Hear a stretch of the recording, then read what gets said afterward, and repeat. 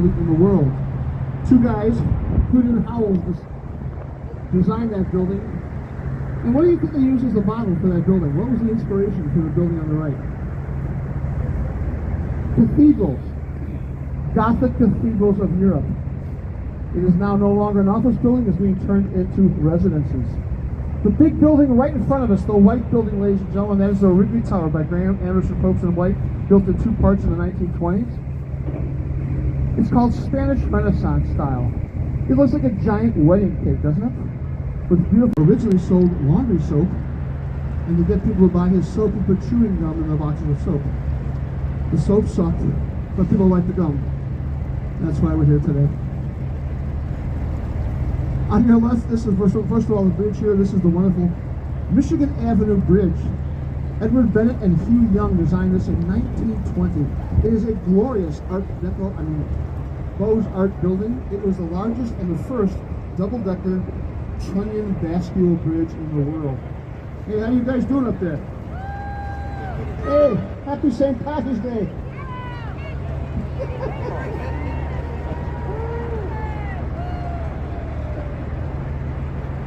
We're going to be doing a lot of that today. If you look immediately on your left, they've got a beautiful museum here called the Bridge House Museum, the Covered Bridge House Museum. If you get a chance after the tour to go in there, it tells about the history of Chicago and its bridges. Chicago has more bridge patents than any city on the planet. We have more movable bridges than any major city in the world. So our nickname is the City of Bridges.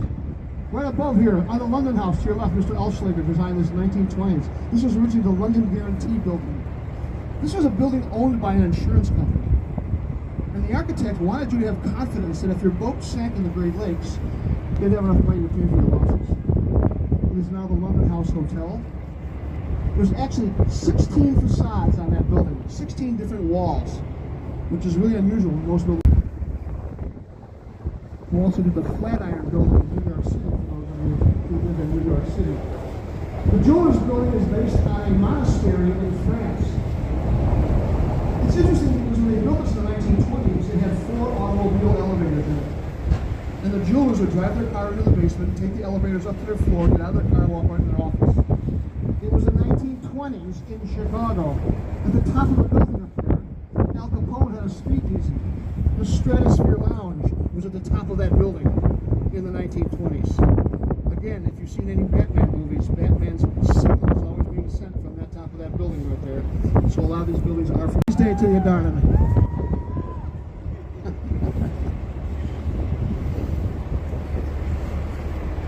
You'll also notice the Riverwalk. We will talk about the Riverwalk throughout today. Each of these special places between the bridges is called a room. Each room is slightly different. But let's look over here to your left, this big gray building over here.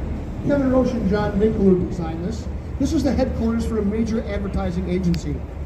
It is in this building that they created Charlie the Tuna, the Pillsbury Doughboy. I call this my Arnold Schwarzenegger building. Look at the big corners of the building, the big muscles there. But what is this? This is a building actually in the theater district of Chicago. Look at the bottom of the building. It looks like a stage setting for a Greek tragedy.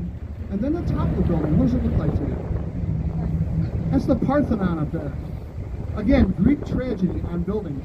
Now, instead of puffing out the corners, what did he do? He tucked the corners in, increasing the number of corner offices again. The building's windows are designed to reflect the color of the windows across the building here, across the river on your right. And Chicago's street grid, north, south, east, west, is represented in the mullions on those little metal parts in the middle of the windows. This is a gorgeous looking building. It looks like a giant bell tower, like in the 1920s. Now, for those of you who live in New York City, Chicago and New York City passed zoning and building codes in the 1920s, requiring setbacks in the buildings. That's a carving out of the building. This is before central air conditioning and before fluorescent lighting. And the setbacks or the cutouts of the building allow fresh air and sunlight to get to the street level, but it also allowed fresh air and sunlight to get deeper inside the buildings. In Chicago, many of our 1920s Art Deco buildings look like giant stuffed chairs. In New York, they look like giant wedding cakes. Cakes for homes, bathrooms, and bedrooms. It was refigured and redone in the 1980s by Skidmore, Owings and Merrill, who added the western part of the building with those 4 rows of black bay windows. and then they added a 4-story mansard roof. This is the first example of adaptive reuse we're seeing in our city today. Water vent over here. This is their land building. Patterson Fox is a New York City architect, and this has got earth tones all over it. But look at the top of the building. You've got 2 spires, Flash Gordon-like spires, and between those spires is a bridge. Why is there a bridge on this building? Look behind you, ladies and gentlemen. Look in front of you. There's bridges everywhere. This is called contextualism. The architect puts something on the city, on the building, to remind you where you're at. Now the second building over here is what you see on the side of the wall. Mid-century modern buildings, glass wall buildings, reflect the buildings around it. This is like putting art on a building without actually putting art on a building, using the other buildings as the art. Now over to its right, the blue building over here on your left over here, the third building by Cole, Patterson and Fox.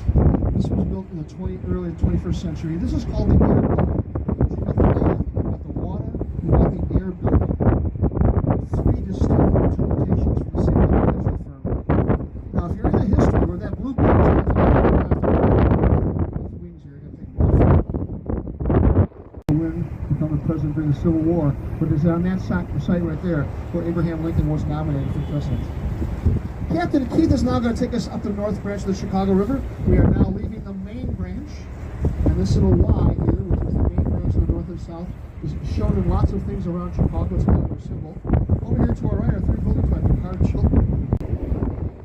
The Stefano and Partners designed that building, and you can feel the wind coming from the west, can't you? As we turn this corner, up into these buildings right here. It's a great view of Chicago. All right, I'm going to have you look to your right here. Look at this building right here. This building up here with this big arch on it right here to your right. 20 tracks over here, Metro and Amtrak trains. And look at the building coming up here on your right by Picard Chilton. This building here is one of the most unique buildings in the world. We call it the beaver tree, the Norelco razor, or the wine glass, whichever way I want to look at it. As we go past the building on the right, kind of cool when you think about it. All right, let's look to your left. I love this building, again by Picard Chilton. This is the Bank of America building. I love these tridents here. It looks like Aquaman, doesn't it? Stainless steel. There was a building here, a famous building here that was one of the first buildings to have stainless steel on it. They took the stainless steel and they put it on the bottom of the building and on those trident towers. Look at the side of the building, folks. If you have an office up there, you could have 14 corner offices on your floor. On one floor, 14 corner offices. Do you think that's valuable? Yeah, we do. On your left, one of the great Chicago buildings of all time, the Civic Opera Building by Graham Madison Folks in White, opened in 1929. This is the side of the theater. The theater is then surrounded by 3 office buildings. It opened in October 1929. And it went into receivership immediately, thanks to the stock. Two skyscrapers with a column-free, cantilevered trading space above it. It was the old Chicago Mercantile Exchange. Look at these 2 towers, folks. 16 corner offices per floor. I keep going up, but that's as far as I'm going to go. We don't have a building that has more than 16 corner offices, but you get the idea. It's kind of amazing when you think about it. All right, I want you to look to your right. Those in the front, look to your right. 1960s. Jackson Boulevard. Hey, over here, Adrian Smith. Hey, look at this. This has got something that Mises Buildings doesn't have. What's it got? Curves, sensuality, mystery, sexiness. And look at the windows, how they're tucked into the corner, giving this the view like water going down a little river with stones and rocks. A beautiful structure. There's a bend in the river, so he put a bend in the facade, creating that beautiful little atrium over there, outside of Washington, D.C. The building was massive for what reason? What was Chicago known for? All right, those of you of a certain age, you know what I'm talking about. Catalogs. Chicago was the catalog capital of the world. Penny rehabilitated into something new. And it's the only building in the world with an 8-lane expressway going right through the middle of it. The Eisenhower Expressway.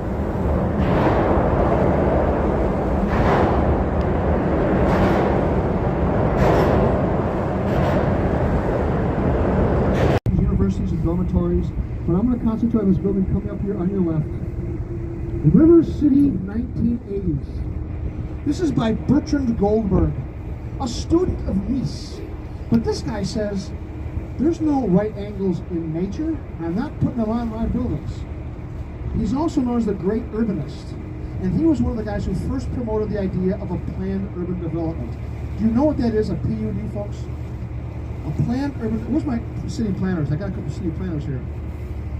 In short, a planned urban development is a development in the city with all the things that you want, and so hopefully you won't leave to the suburbs and stay in the city itself. Does that make sense to you guys? Every city on the planet is trying to figure this out now. So this guy designed this in the 1980s. The original plan for this was to have 2 or 3 75-story tall towers with flying bridges and all sorts of cool stuff. Didn't have the money or the capacity. And ended up with this beautiful building, not made of steel and glass, but what? Concrete. No waste. Beautiful eyebrow windows. What you've got here, folks, is their name is Ceres, the Greek goddess of agriculture and the harvest. Ceres is where we get the name cereal from. And she's been on top of the building since the 1930s. Well, straight ahead of us, ladies and gentlemen, the building in front of the Sears. The building in front of it was designed by Solomon KPM. It was the tallest reinforced concrete building in the world until the Petronas Towers came along. But let's talk about the Sears Tower. Yes, I said Sears Tower. Even though I'm not supposed to use that word anymore. But I want you to look at something. Those of you in the front of the boat, look to your left. And those of you are going to look to your left. Look at the clock face right here. You see the clock? Now below the clock, at an angle, is a stylized face of somebody. Who is that face? There'll be another one over here coming up here in a second. Under the clock is a stylized face of somebody that you all know. King Tut. What is King Tut doing on a building in Chicago? In the 1920s, Professor Carter rediscovered King Tut's tomb in the Valley of King, starting a giant King Tut fandom, if you will. And we've got, you know, there's his stylized sarcophagus right there underneath the building, 1920s. Art Deco, I told you, is about ornamentation. These guys have taken a hit, haven't they? This is designed by Ralph Johnson over here. Notice the Riverwalk here. This is what the mayor envisioned modern buildings to have. A street-side Riverwalk, up there where the people are walking, and a much more intimate Riverwalk down here. And we have weddings down here, business events down here, luncheons down here. Throughout the season, you can have a special event down there, right at the Chicago River level. It's a very elegant looking building. They wanted their offices between Washington and Seattle, where they build the airplanes and where all the action is in Washington, D.C. And here's that wine glass beaver tree, Morocco raisin coming up here again. Just look at how small the footprint of that building is to carry the entire weight of that building. It's an astounding feat when you think about it. We're about to cross under the elevated train. This is the Lake Street L, the green line going out to Oak Park where I live. The Eiffel version of the Eiffel Tower. It's not nearly as ornamental. Yep. And here's the beginning of the Riverwalk. Look at everybody down here. Hey, how you guys doing over there? St. Patty's Day. How you doing? How you doing? That's right. All right, I'll have you. The Merchandise Mart was built in 1929 as a wholesale store for the Marshall Fields department store. They sold to other stores around the world. So this was their showcase for coming down if you were buying wholesale. It was designed by Gary Manson, Post and White, 1929 opened. The roof was large enough to land dirigibles and airplanes on it, although none ever did, in 1945. This big right over here. Now, to me, it looks more like a New York building. It has a giant wedding cake look to it. It doesn't look like an Art Deco from Chicago. It is now an incubator for small businesses. It is still a showcase. It is a magnificent building. It has its own tour.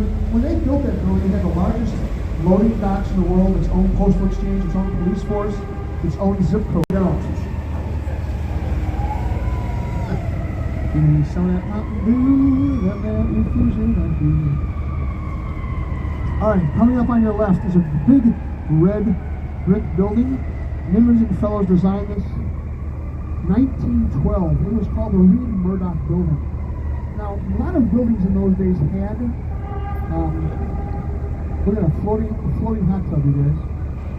You see that? They're sitting an example of adaptive reuse. But right over here to your right, ladies and gentlemen, the greatest disaster in Chicago history happened right here. When the SS Eastland, a boat that was designed to take people from Western Electric on an excursion to Indiana, it overturned right here. The boat that overturned here was 1/3 the size of the Titanic. To give you an idea how big that boat was. And when it overturned in the river because they had too many people on it, 844 people drowned. Including 22 entire families perished in 1915 on that location. It is the saddest thing in Chicago history. If you ever want to look at it, just look up the SS Eastland on your computer, Google it, and you'll get the full story about it right there. All right, come up on the left, ladies and gentlemen, you can't miss it. Yes, ladies and gentlemen, this giant building is the home of George Jetson. Our good friend, Bertram Goldberg, Marina won't leave for the suburbs. What you've got here is a 12-month marina, several stores and floors of shopping, bars, and restaurants. In the middle, there's the Saddleback Theater, which has, by the way, the House of Blues in it. And if you want to do something on a Sunday morning, go in there for the gospel brunch. It is the best entertainment in Chicago, the Sunday morning gospel brunch at the House of Blues. Oh, it's unbelievable. Look at the two towers. No steel, no right angles. They say it looks like a corn cob, but he actually designed it to look like flower petals. That was his real inspiration. But here is his teacher. Here coming out to the bridge on your left, now the American Medical Association Plaza, originally designed for IBM or Big Blue. This is the tallest building ever actually built and designed by Ludwig Mies van der Rohe. Look at the difference. This is the teacher, the German teacher. No humor whatsoever. And then he looks at what his student's doing over here. With rounded concrete, he never talked to his student again. I teach you this and you do that. What's going on with you? Green drinks, look. Green drinks. I shouldn't say this, but it's overpriced food. And the views are terrible. They got all those bars across you can't see so well. All right, Donald Trump building here, designed by Adrian Smith. This is the second tallest building in Chicago. I think it's a stunning looking building myself. But at the bottom, look down here. There has never been a store at the bottom of this building. These are supposed to be stores down here. They've never rented a store since 2008. There's also no access down there. There's no way to get there. There's no way to get down there. I know. Hotels, theaters, schools, universities. Right here to your left, this is the University of Chicago Nature Center. This is designed by Bert Long, grandson of Mies van der Rohe. You'll notice there's no windows in any of the classrooms. This is where people who are working downtown come to get their masters and their doctorates in business. We only have windows in the common areas. I'm supposed to tell you this. When you look back at the front of this building is done in contemporary ecclesiastical. It's the only one. And over to your left, Adrian Smith again. This is the NBC Tower. This is known as a Deco Echo building. We love the way the buildings looked in the 1920s. The ones that Superman would jump off of. 1920s Art Deco buildings look like real buildings. And this is a modern version of it with flying buttresses. It looks Art Deco with the windows are darkened, pushed in the back, the vertical elements are brought forward. Lovely building sitting on a lovely plaza. As you come up here on your left, you're going to see a building by Solomon Cordwell Benz. This is the Sheraton on Water Street, right here on your left. 1980s. Solomon Cordwell Benz always puts a rounded corner on their buildings in memory of Louis Sullivan's building down on Madison and State Street, which has a rounded corner. The old Marshall, what's now a Target store. But this building is the building that most visiting. The first one here, it's got Lizzie McNeil's at the bottom with the white tents. It's St. Patty's Day. What you've got is a parking pedestal, a garage underneath there, and the residence is above it. The entire building is designed in Frank Lloyd Wright colors, Cherokee red and green. The residence is turned a few degrees to create a little park above the parking garage. But what did they do with the wall of the parking garage? Nothing. It's just a brick wall. There's nothing wrong with that. But now look at the next one by the Stefano and Partners. Same location, same height, same colors. He surrounded his parking garage with 3-story townhouses. He rounded the corner of the building, and look at the top of the building. What does that remind you of? Say that loud. The Statue of Liberty. Now, which one would you rather live in? When they say expression doesn't matter, is that true? It does matter, doesn't it? That one's a little more interesting. Again, cost is pretty much the same, everything's the same. Also, last chance for restrooms, last chance for the bar. All right, Joe and Jay are still down there making wonderful cocktails for you. All right, ladies and gentlemen, if you look to your left, please. We're building a new little shack over here. There's going to be a little museum over here, a little park over here on your left. And I want you to look at the tall building over here. Lake Point Tower, 1960s. Shipwright and Heinrich, 2 students of music. All right, ladies and gentlemen, if you do me a favor, if you look straight ahead of our boat, you can see the locks going into Lake Michigan right here. You can see the big crane right in the middle because they're repairing the locks. The locks were put down in the 1930s because Chicago was basically using the Great Lakes to flush its sewer system. As I mentioned, that refers to the Chicago River. Canada and all the other states around the Great Lakes said, hey, you got to put a lock over here. The Corps of Engineers put this lock over here. It's been operating. It's the second busiest lock, navigational lock in North here. By the way, the first Ferris wheel, commercial Ferris wheel, was built at the World's Fair of 1893, about 6 miles south of us here, at the University of Chicago. This Ferris wheel is 165 feet high. The original Ferris wheel was 260 feet high. And each car on that original Ferris wheel was a boxcar donated by George Pullman. It sat 60 to 80 since the beginning of the building. That building is as tall as the Empire State Building, but it weighs half of what the Empire State Building is. Because it used hollow steel tube glass. And those 2 antennas, you can see them clearly now. Did you know there's actually a male and a female antenna on top of that building? And the 2 antennas have been up there so long that they got married. I was invited to the wedding, because I'm dosing out here.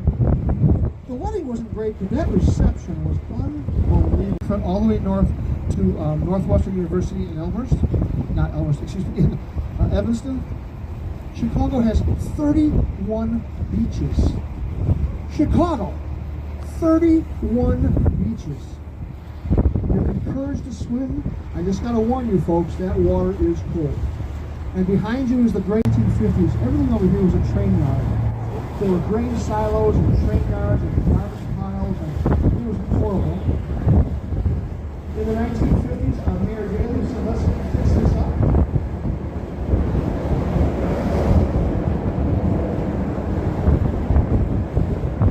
Ladies and gentlemen, the high rent district in Chicago. Everybody wants to live here. In here are almost 9,000 residences, schools, parks, grocery stores, everything you can imagine here, all in this wonderful little area. But look at the building coming up on your left. This is known as the St. Regis by Studio Jeannie Gang. Ladies and gentlemen, this is the tallest building in the world, designed by a female architect. She is terrific. She also designed the Aqua building that we're going to see behind you, which was the tallest building in the world. This one surpassed it. Look at this thing here. It looks like a hula hoop dancer, doesn't it? They're actually called fret-ups.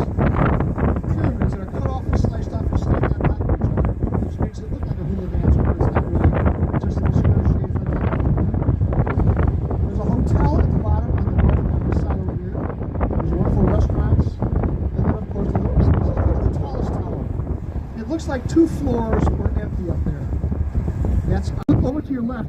Not the front row buildings here, by the way, this big wedge of blue cheese right here. This is the Swiss Hotel. Black and silver, looks like a giant wedge. This is by Mr. Harry Weiss. Remember I told you about Mr. Triangle, same architect? And behind that building with all the interesting patios is the Aqua building by Jeannie Gang as well, which was the tallest building in the world until the St. Regis was just being completely right now. Hey, ladies and gentlemen, I want you to do me a big favor. We're not done with our tour yet. For those of you in the front, those of you down below, and those of you up here on the deck, we're not done yet. Would you do me a favor and give me a big round of applause for our crew and our captain for what they've been doing this time?